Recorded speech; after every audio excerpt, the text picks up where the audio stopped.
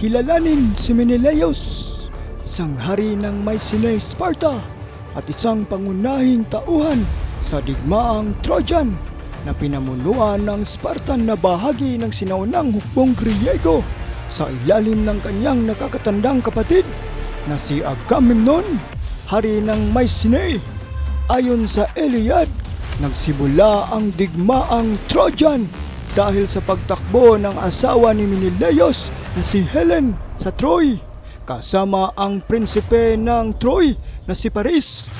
Kilala si Menelaos na tanyag na nagpipinta ng mga banga sa sinaunang Gresya, at sa trahedya ng Gresya siya ay itinuring bilang isang bayani ng digmaang Trojan.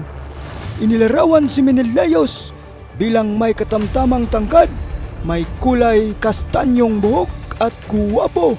Siya ay may kaakit-akit na personalidad. Si Menelaos ay isang inapo ni Pelops, anak ni Tantalus. Siya ang nakababatang kapatid ni Agamemnon at asawa ni Helen ng Troy. Ating balikan ang kanyang mahalagang ginagampanang papel sa kasaysayan ng Trojan War sa mga kwento ng mga digmaan sa ating daigdig.